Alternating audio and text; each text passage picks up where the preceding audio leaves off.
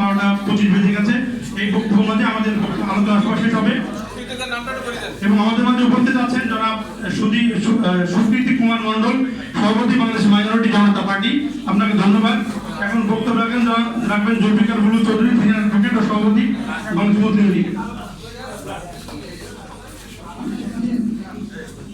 বিসমিল্লাহির রহমানির রহিম।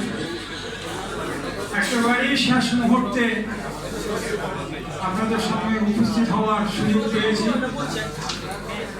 আজকে এই কাউন্সিল অধিবেশনের সংগ্রামী সভাপতি বন্ধুবর রেজাউল হোসেন, অ্যাডভোকেট রেজাউল হোসেন, সেক্রেটারি বন্ধুবর অ্যাডভোকেট রিয়াজুল ইসলাম সহ মঞ্চে উপবিষ্ট অতিথিবৃন্দ, বাংলাদেশ কংগ্রেসের বিভিন্ন জেলা থেকে আগত নেতৃবৃন্দ, আসসালামু আলাইকুম ওয়া রাহমাতুল্লাহ। বাংলাদেশ মুসলিম লীগ বিএমএল একটা অংশ নয়, ঘোষক সময় স্বল্পতার জন্য বলতে পারেনি। বাংলাদেশ মুসলিম লীগ দুটি দল, দুইটা রেজিস্টার্ড দল।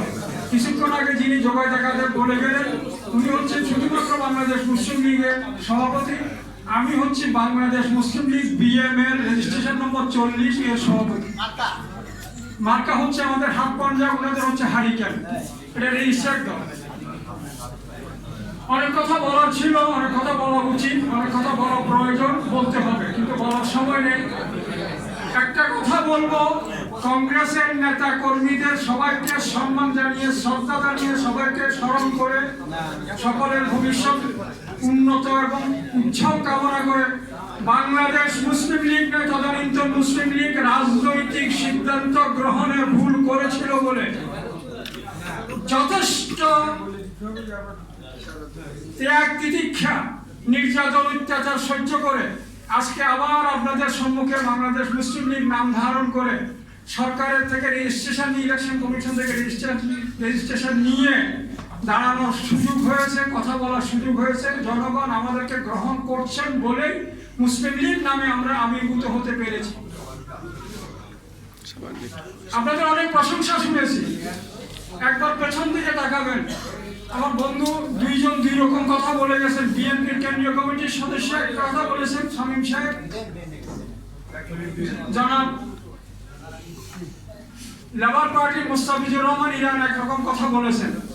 ইতিহাস বিশ্লেষণ করে আবুল আয়েস মুন্না সাহেব বলে গেছেন 50 বছর পরে ইতিহাস বিশ্লেষণ করে কি ঘটনা ঘটেছিল, কার কি দায় দায়িত্ব ছিল।